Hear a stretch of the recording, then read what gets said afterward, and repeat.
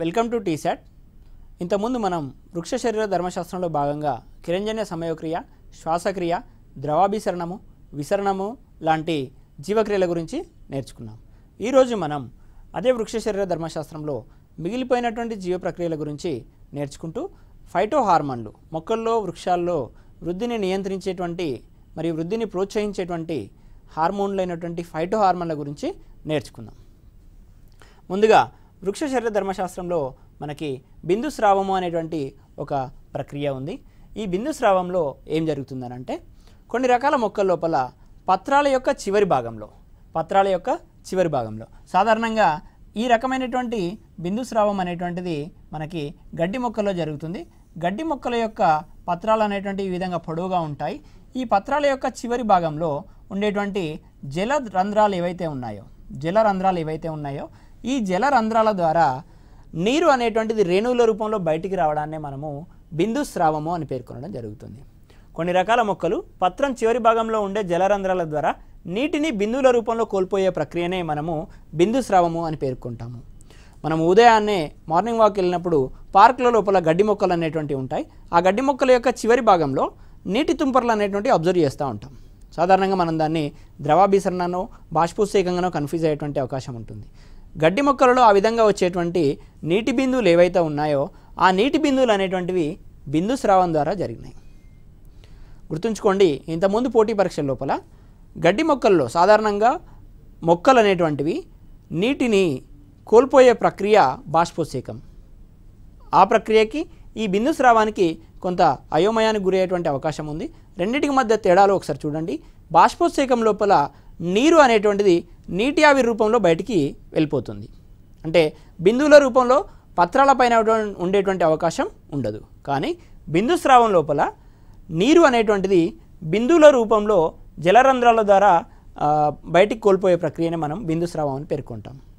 పరీక్ష లోపల మనకి పార్క్ లోపల ఉదయాన్నే గడ్డి మొక్కల పైన ఉండేటువంటి బిందువులు ఏర్పడడానికి గల కారణం అని ఇచ్చేసి బాష్పోత్సేకము, బిందు స్రావము, విసరణ, ద్రవాభిసరణ ఈ రకంగా 4 ఆప్షన్లు ఇచ్చినప్పుడు మనము కన్ఫ్యూజ్ అయ్యి బాష్పోత్సేకం పెట్టేటువంటి అవకాశం ఉంది.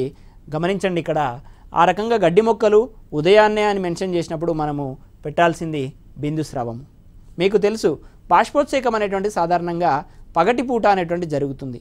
ఎందుకనంటే పగటిపూట మనకి ఉష్ణోగ్రతలు అనేటువంటివి అధికంగా ఉంటాయి, గాలిలో తేమ శాతం అనేటువంటి తగ్గుతుంది. ఈ విధంగా ఎప్పుడైతే గాలిలో తేమ శాతం తగ్గి ఉష్ణోగ్రతలు పెరుగుతాయో పత్రాలు అనేటువంటివి ఎక్కువ మొత్తంలో నీటిని పత్రరంధ్రాల ద్వారా నీటి ఆవిరి రూపంలో కోల్పోవడం జరుగుతుంది. ఆ రకమైన ప్రక్రియను బాష్పోత్సేకం అని అంటాం. కానీ మనం ఇక్కడ చూస్తున్న ప్రశ్న ఏదైతే ఉందో దాని లోపల ఉదయ సమయాల్లో అని అంటున్నాడు, పార్కుల లోపల గడ్డి మొక్కలలో అని పేర్కొంటున్నాడు. సాధారణంగా బిందు స్రావం అనేటువంటిది గుల్మాలలో అధికంగా జరుగుతుంది. గుల్మాలు అని అంటే గడ్డి మొక్కలు అని గుర్తుంచుకోండి. సో ఉదయాన గడ్డి మొక్కలు ఈ విధంగా నీరు అనేటువంటిది బిందువుల రూపంలో ఉండడానికి బాష్పోత్సేకం కారణం కాదు, బిందు స్రావం అనేటువంటిది కారణం అనే విషయాన్ని గుర్తుంచుకోండి. జలరంధ్రాలు అనేటువంటి ప్రత్యేక రంధ్రాల ద్వారా ఈ నీటిని బిందువుల రూపంలో కోల్పోయే ప్రక్రియనే బిందు స్రావం అని పేర్కొనడం జరుగుతుంది. ఉదాహరణ, గుల్మాలలో ఉదయం సమయంలో ఎక్కువగా నీటి బిందువులు ఏర్పడటం గల కారణము బిందు స్రావము. ఇది బిందు స్రావం అనేటువంటి ప్రక్రియ మొక్కలలో ఉంటుంది. నెక్స్ట్ మనకి ఇంపార్టెంట్ టాపిక్ ఏదైనా ఉందంటే అది ఫైటో హార్మోన్లు. మనకు తెలుసు, మన దేహం లోపల అనేక రకాల హార్మోన్లు అనేటువంటి అనేక రకాల ప్రక్రియలను నిర్వర్తిస్తాయి. వాటి గురించి కూడా మనము నేర్చుకోవడం జరిగింది. ఇక్కడ మొక్కల్లో కూడా అదే రకమైనటువంటి హార్మోన్లు పనిచేస్తూ ఉంటాయి. వీటినే మనము ఫైటో హార్మోన్లు అని పేర్కొనడం జరుగుతుంది. ఈ ఫైటో హార్మోన్లు అనేటువంటివి మొక్కల పెరుగుదలకి మరియు అభివృద్ధికి నియంత్రిస్తూ ఉంటాయి. ఒక మొక్క పెరగాలన్నా, పెరగకుండా ఆగాలన్నా, అదేవిధంగా పుష్పించాలన్నా, పుష్పాలు రాలిపోవాలన్నా, ఫలించాలన్నా అంటే ఫలాలు పక్వత రావాలన్నా, ఫలాలు పక్వత తర్వాత మనకి చెట్టు నుండి విడిపోవాలన్నా కూడా ఈ ఫైటో హార్మోన్లు అనేటువంటివి ప్రధానమైనటువంటి పాత్రను పోషిస్తాయి. సో ఆ రకంగా మొక్కలలో పెరుగుదల, అభివృద్ధిని నియంత్రించే హార్మోన్లని ఫైటో హార్మోన్లని పేర్కొనడం జరుగుతుంది. ఇవి ప్రధానంగా మనకి 5 రకాలు అనేటువంటివి ఉంటాయి. ఈ 5 రకాలలో auxins, జిబ్బరెలిన్స్, cytokinins, abscisic acid and ethylene అని పేర్కొనడం జరుగుతుంది. ఈ 5 రకాలలో ప్రధానంగా ఏవైతే 3 ఆక్సిన్స్, జిబ్బరెలిన్స్, సైటోకైనిన్స్ ఏవైతే ఉన్నాయో ఈ మూడు కూడా పెరుగుదలని ప్రోత్సహిస్తూ ఉంటాయి. మొక్కల పెరుగుదలకి ఆవశ్యకమైనటువంటివి ఆక్సిన్స్, జిబెరెలిన్స్ మరియు సైటోకైనిన్స్ అని పేర్కొనడం జరిగింది. అదేవిధంగా అబ్సిసిక్ ఆమ్లము, ఇథిలిన్ ఏవైతే ఉన్నాయో పెరుగుదలని నియంత్రించేటువంటి కారకాలు, వీటినే వృద్ధి నిరోధకాలు అని కూడా పేర్కొనడం జరుగుతుంది. సో మొక్కల యొక్క వృద్ధిని ఇవి ఆపేస్తూ ఉంటాయి కాబట్టి వీటిని వృద్ధి నిరోధకాలను పేర్కొనడం జరుగుతుంది. పర్టికులర్గా అబ్సిసిక్ ఆమ్లము లేదా అబ్సిసిక్ యాసిడ్ మరియు ఇథిలిన్ అని గుర్తుంచుకోండి. ఈ మూడేమో వృద్ధిని ప్రోత్సహిస్తాయి, ఈ రెండేమో వృద్ధిని నియంత్రిస్తూ ఉంటాయి. ఇది ఫైటో హార్మోన్లకు సంబంధించినటువంటి బేసిక్ అంశాలు. అదేవిధంగా ఇప్పుడు ఒక్కొక్క దాని గురించి మనము అధ్యయనం చేసే ప్రయత్నం చేద్దాం. First auxins. సో మొట్టమొదటగా మొక్కలలో కనుగొన్నటువంటి హార్మోన్, మొక్కల్లో కనుగొన్నటువంటి ఫైటో హార్మోన్ ఏది అని అంటే అది ఆక్సిన్స్ అని గుర్తుంచుకోండి. దీనిపైన ఇంతకుముందు మనము ప్రశ్నను చూడడం అనేటువంటిది జరిగింది. సో ఇది ప్రధానంగా మొక్కల పెరుగుదలకి ఉపయోగపడును. మొక్కలు పెరగాలనంటే ఈ ఆక్సిన్ అనేటువంటి ఫైటో హార్మోన్ అనేటువంటిది దోహదపడుతుంది. అదేవిధంగా మొక్కలలో సహజంగా ఉండేటువంటి ఆక్సిన్లు అనేటువంటి వివిధ రూపాల్లో ఉంటాయి. మొక్కల్లో సహజంగా ఉండేటువంటి ఆక్సిన్ ఏంటి అని అంటే IAA అని పేర్కొనడం జరుగుతుంది. దీన్నే మనము ఇండోల్ ఎసిటిక్ యాసిడ్ అని అంటాం. దాన్ని షార్ట్ ఫామ్లో మనం IAA అని పేర్కొంటాం. సో మొక్కల్లో సహజంగా లభించేటువంటి ఆక్సిన్ ఏది అని అంటే అది మనకి IAA. ఇంకా ప్రధాన కాండం యొక్క పెరుగుదల అధికంగా జరిగి, అంటే సాధారణంగా మనకి ఈ రకమైనటువంటి కాండం ఉంటుంది మొక్కల లోపల. ఇది వేరు వ్యవస్థ అనుకున్నట్లయితే ఈ మొక్కలకి పార్శ్వభాగంలో కొమ్మలు అనేటువంటివి ఉంటాయి. ఈ రకంగా మొక్కల యొక్క ప్రధాన కాండం యొక్క చివరి భాగంలో ఆక్సిన్ల ఉత్పత్తి జరిగి అగ్రగ్రీవాల కారణంగా కాండం అనేటువంటిది పైకి ఎదగడం అనేటువంటిది జరుగుతూ ఉంటుంది. ఈ రకంగా మొక్కలలో ప్రధాన కాండం యొక్క పెరుగుదల అధికంగా జరిగి పార్శ్వశాఖల యొక్క పెరుగుదల తగ్గినట్లయితే, అంటే పార్శ్వశాఖలు అంటే పక్కకు ఉండేటువంటి కొమ్మలు ఏవైతే ఉన్నాయో వాటిని మనం పార్శ్వశాఖలను పేర్కొనడం జరుగుతుంది. ఈ పార్శ్వశాఖల యొక్క పెరుగుదల తగ్గి ప్రధాన కాండం యొక్క పెరుగుదల అధికంగా ఉన్నట్లయితే ఆ రకమైనటువంటి ప్రక్రియని మనము అగ్రాధిక్యత అని పేర్కొనడం జరుగుతుంది. మనం దాన్ని ఆ రకమైనటువంటి ప్రక్రియని అగ్రాధిక్యత అని పేర్కొనడం జరుగుతుంది. ప్రధాన కాండం యొక్క పెరుగుదల అనేటువంటిది అధికంగా ఉంటుంది. ఈ అగ్రాధిక్యతకు కారణమైనటువంటి ఫైటో హార్మోన్ ఆక్సిన్స్. మనం ఇంతకుముందే చెప్పుకున్నాము, పెరుగుదలకు ఉపయోగపడుతుంది కాబట్టి అగ్రాధిక్యతని ఆక్సిన్ అనేటువంటిది ప్రోత్సహిస్తుంది. ఇది మనకి ఆక్సిన్లకు సంబంధించినటువంటి అంశము. సో ఇప్పుడు మనం కాండం పెరుగుదల గురించి నేర్చుకున్నాం కాబట్టి మొక్కల్లో రెండు రకాలైనటువంటి చలనాలు అనేటువంటివి ఉన్నాయి. సహజంగా మొక్కలు అనేటువంటి చలనాలను చూపించవు, కానీ మొక్కలు తమ కాండాల యొక్క పెరుగుదల ద్వారా, అదేవిధంగా వేరు వ్యవస్థ యొక్క పెరుగుదల ద్వారా అవి ఎటువైపుగా వాటి పెరుగుదలని ప్రోత్సహిస్తున్నాయి అనే విషయాన్ని ఆధారం చేసుకొని కాంతి అనువర్తన చలనము, గురుత్వ అనువర్తన చలనము అనేటువంటి రెండు రకాల ప్రక్రియలు మన మొక్కల్లో గమనించవచ్చు. ఇప్పుడు చూడండి, మనకు ఇక్కడ మొక్క అనేటువంటిది ఈ విధంగా ఉందనుకోండి. ఇది ఒక వేరు వ్యవస్థ. వేర్ల యొక్క పెరుగుదల మరియు కాండం యొక్క పెరుగుదలను కనుక గమనించినట్లయితే, ఇక్కడ మనకి సూర్యుడు అనుకున్నట్లయితే వేర్ల యొక్క పెరుగుదల మరియు కాండం యొక్క పెరుగుదలను గమనించినట్లయితే కాండం యొక్క పెరుగుదల అనేటువంటిది ఈ విధంగా సూర్యుని వైపుకి వెళ్తూ ఉంటుంది. అలా కాకుండా ఒక షాడో రీజియన్ తీసుకోండి. ఒక పెద్ద రాయి ఈ విధంగా ఉన్నట్లయితే, ఇక్కడ కొంత మృత్తిక ఉన్నట్లయితే ఇక్కడ మొక్క పెరిగిందనుకోండి. ఎప్పుడైతే మొక్క ఈ విధంగా పెరుగుతుందో ఇక్కడ సన్లైట్ పడుతూ ఉంటుంది కాబట్టి ఈ సన్లైట్ వైపుగా కాండం పెరుగుదల అనేటువంటిది ఈ విధంగా వంగి ప్రయాణిస్తూ ఉంటుంది. ఎందుకనంటే సూర్యరశ్మిని పొంది ఆహారాన్ని సంపాదించుకోవాలి కాబట్టి. మీరు ఎప్పుడైనా గమనించండి, పెద్ద పెద్ద కొండలు మరియు గుట్టల మధ్యన ఉన్నటువంటి మొక్కలు అనేటువంటివి అవి పెరిగి బయటికి రావడం అనేటువంటిది జరుగుతుంది. మొక్క మొలకెత్తడం అనేటువంటిది ఇక్కడే మొలకెత్తుతుంది, కానీ సాధారణంగా ఈ విధంగా వంగి బయటికి పెరగడం అనేటువంటిది జరుగుతూ ఉంటుంది. సో ఎందుకనంటే ఇక్కడ సూర్యరశ్మిని పొందడానికి వీలుగా, సూర్యరశ్మిని పొందితే పత్రహారితాన్ని ఉపయోగించుకొని కార్బన్ డైఆక్సైడ్ని, నీటిని ఉపయోగించుకొని అవి ఆహారాన్ని సంశ్లేషించుకోగలుగుతాయి. కాబట్టి ఆ విధంగా సూర్యకాంతి వైపుగా మొక్కలు వంగి పెరగడాన్నే మనము కాంతి అనువర్తన చలనము అని పేర్కొనడం జరుగుతుంది. కాంతి అనువర్తన చలనము అని పేర్కొనడం జరుగుతుంది. సో ఇది కాండం యొక్క పెరుగుదలకు సంబంధించినటువంటి అంశము. మరో విషయము గురుత్వ అనువర్తన చలనము అని పేర్కొంటున్నాం. గురుత్వ అనువర్తన చలనం అంటే ఇక్కడ వేరు వ్యవస్థ యొక్క పెరుగుదలని చూడండి.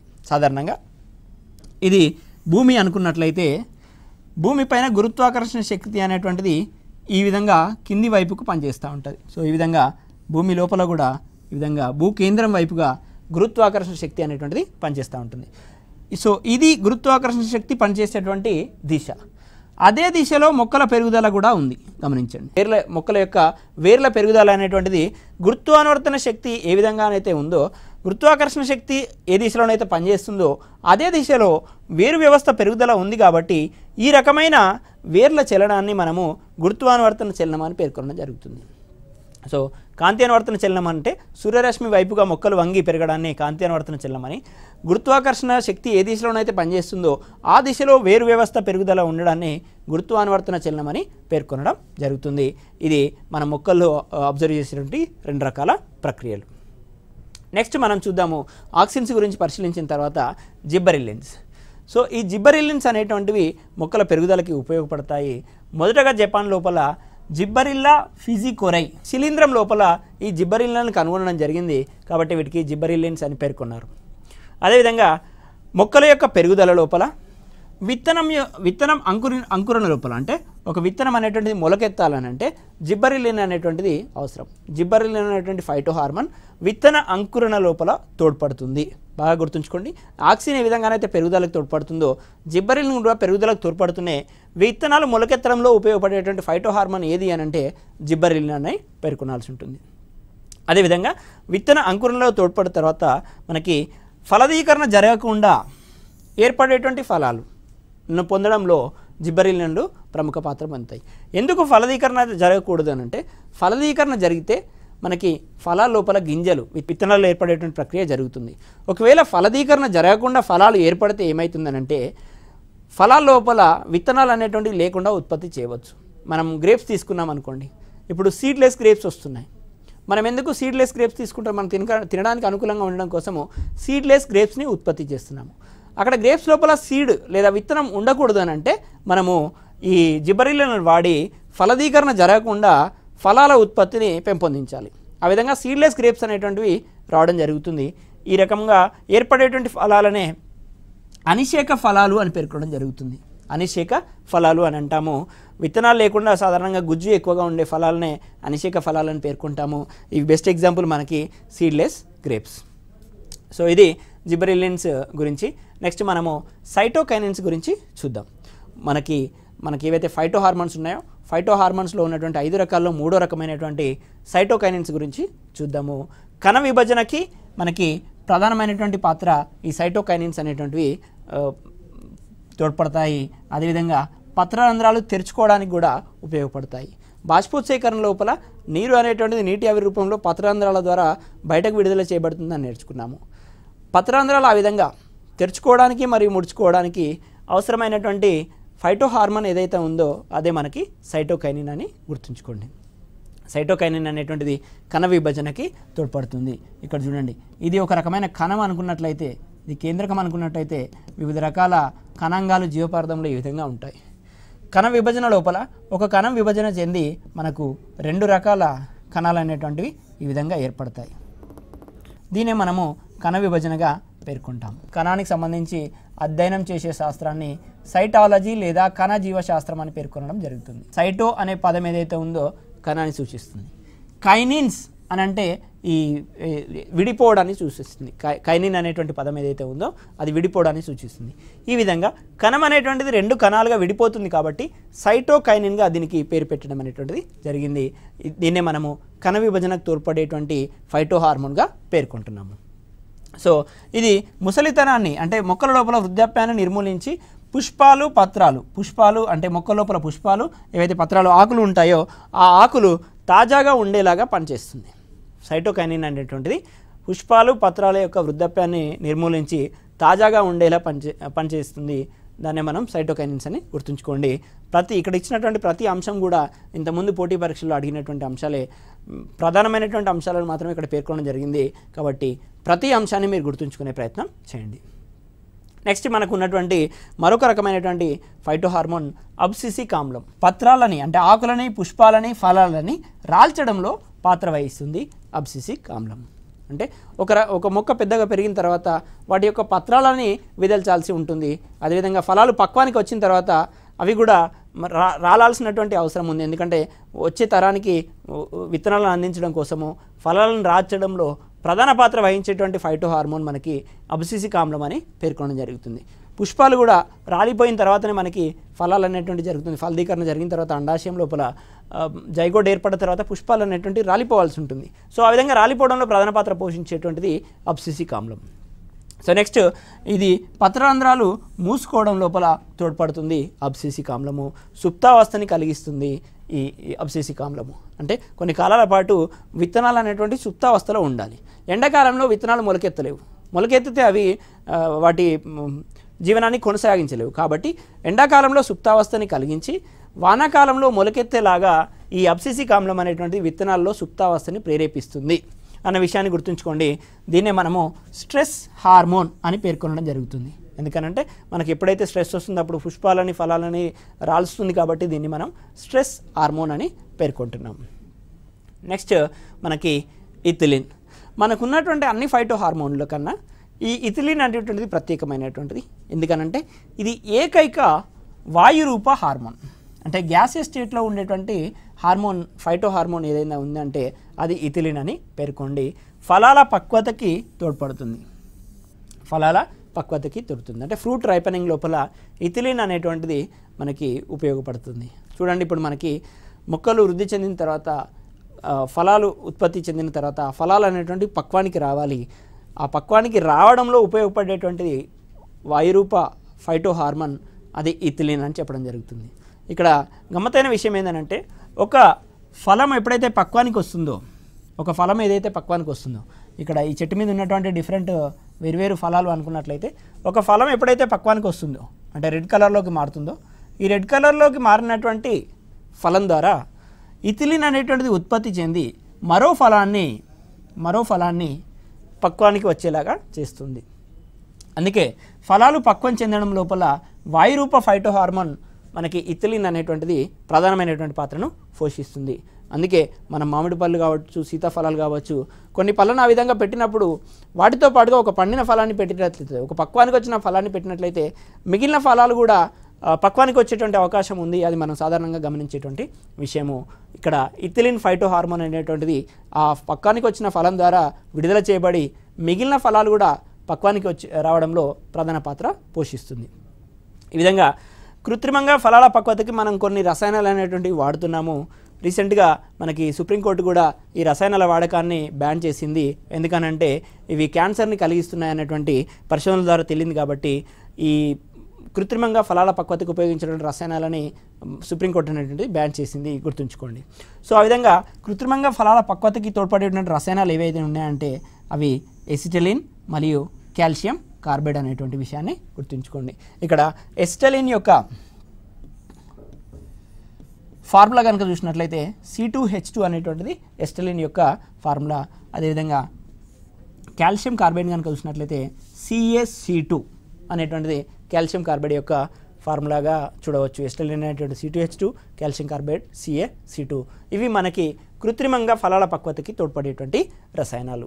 ఎథిలిన్ అనేటువంటిది సహజంగా ఫలాల పక్వతకి వృక్షం లోపల తోడ్పడితే మనం వాటిని ఫలాలు తీసుకొచ్చి మనం ఆర్టిఫిషియల్గా వాటిని రైపనింగ్ చేయాలని అంటే ఉపయోగపడేటువంటి రసాయనాలు ఏవంటే ఎసిటలిన్ మరియు కాల్షియం కార్బైడ్ అనేటువంటి విషయాన్ని గుర్తుంచుకోండి. నెక్స్ట్ మనము ఫైటో హార్మోన్లు, ఇప్పటివరకు మనం 5 రకాల ఫైటో హార్మోన్లని చూడడం జరిగింది. 5 రకాల ఫైటో హార్మోన్ల యొక్క ఉపయోగాలు మరియు వాటి విధుల గురించి చర్చించడం జరిగింది. నెక్స్ట్ మనకి వృక్షాల లోపల లేదా మొక్కల లోపల ఉండేటువంటి మరో రకమైనటువంటి ప్రక్రియ అది నిపానం అని పేర్కొంటాం. సో నిపానం అంటే సహజంగా ఏంటంటే ఏవైనా ఘన పదార్థాలు నీటిని పీల్చుకొని వాటి యొక్క పరిమాణము పెరగడాన్నే నిపానము అని అంటాం.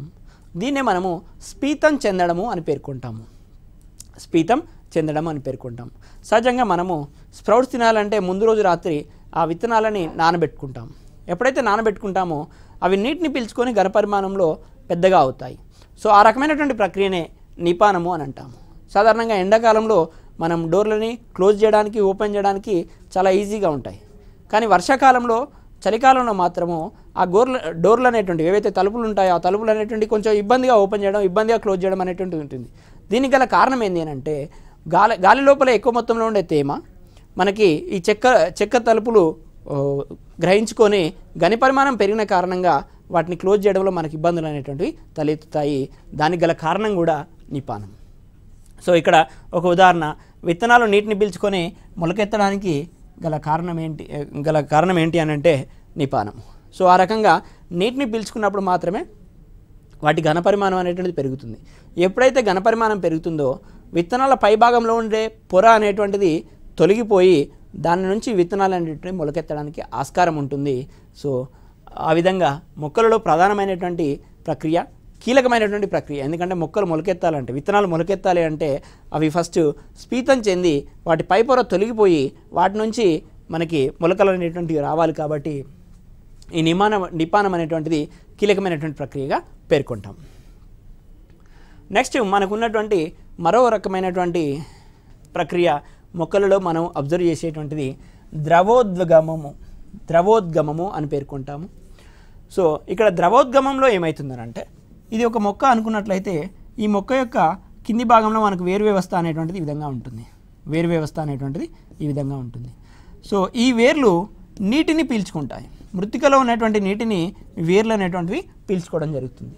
సో వేర్ల ద్వారా పీల్చుకున్నటువంటి నీరు కాండం ద్వారా, కాండంలోని పర్టికులర్గా దారువు అని అంటాం. కాండంలో పర్టికులర్గా దారువు అని అంటాం. సో ఈ దారువు అనేటువంటిది ఏదైతే ఉందో ఈ దారువు అనేటువంటిది ఒక సన్నని నాలిక లాంటి నిర్మాణం. కాండం లోపల ఉండేటువంటి సన్నని నాలిక లాంటి నిర్మాణం. ఈ సన్నని నాలిక లాంటి నిర్మాణం లోపల తలతన్యత అనేటువంటి భౌతిక దృగ్విషయం కారణంగా, తలతన్యత అనేటువంటి భౌతిక దృగ్విషయము మరియు అసంజన బలాలు, సంసంజన బలాలు అనే 2 రకాల బలాలు ఉంటాయి. అంటే 2 రకాల నీటి అణువుల మధ్యన ఉండేటువంటి బలాలను సంసంజన బలాలు అని పేర్కొనడం జరుగుతుంది. అదేవిధంగా ఈ నీటి అణువుకి మొక్క యొక్క కణానికి మధ్యన ఉండేటువంటి బలాలని అంసంజన బలాలు అని పేర్కొనడం జరుగుతుంది. ఈ రకమైన అసంజన బలాలు మరియు సంసంజన బలాలు ఈ తలతన్యత అనేటువంటి భౌతిక దృగ్విషయం కారణంగా నీరు అనేటువంటిది ఈ నాలిక, దారువు అనేటువంటి సన్నని నాలిక ద్వారా పైకి ఎగబాకుతూ ఉంటుంది. ఈ విధంగా నీరు అనేటువంటిది పైకి ఎగబాకుతూ పైకి సరఫరా చేయబడడాన్ని మనము ద్రవోద్గమము అని పేర్కొనడం జరుగుతుంది. మరోసారి చెప్తున్నాను, వేర్ల ద్వారా పీల్చుకున్నటువంటి నీరు దారువు అనేటువంటి సన్నని నాలికాయుత కణజాలం ద్వారా పైకి ఎగబాకుతూ మొక్కలోని అన్ని భాగాలకి నీటి సరఫరా జరగడాన్నే మనము ద్రవోద్గమము అని పేర్కొనడం అనేటువంటిది జరుగుతుంది. ఈ రకంగా తలతన్యత అనేటువంటి భౌతిక దృగ్విషయం అనేటువంటిది ఇక్కడ కీలకమైన పాత్ర పోషిస్తుంది. నెక్స్ట్ మనము ఇంకొక రకమైనటువంటి అంశం ఏంటంటే, దారునాళాల లోపల అక్కడక్కడ నీటి బుడగలు అనేటువంటివి ఏర్పడతాయి.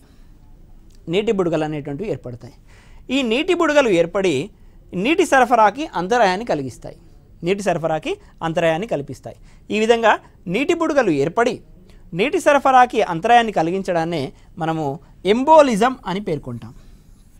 ఎంబోలిజం అని అంటే మిగిలిన జీవ ప్రక్రియలకు అనేటువంటిది అవరోధం అనేటువంటిది ఏర్పడుతుంది. ఎందుకనంటే ఇక్కడ వేర్ల ద్వారా పీల్చుకున్నటువంటి నీరు మొక్కలోని అన్ని భాగాలకి సరఫరా చేయబడుతుంది.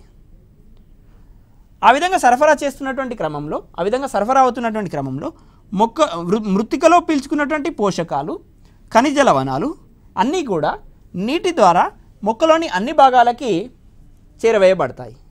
కానీ ఎప్పుడైతే ఈ దారువు లోపల నీటి బుడగలు ఏర్పడతాయో ఆ నీటి బుడగలు ఏర్పాటు అయిన కారణంగా మనకు నీటి రవాణాకు అంతరాయం అనేటువంటిది కలుగుతుంది. నీటి రవాణాకు ఎప్పుడైతే అంతరాయం కలుగుతుందో ఈ పోషకాలు, ఖనిజ లవణాలు అనేటువంటివి మొక్కలోని అన్ని భాగాలకి అందవు. కావున ఆ రకమైనటువంటి పరిస్థితిని మనము ఎంబోలిజంగా పేర్కొనడం అనేటువంటిది జరుగుతుంది.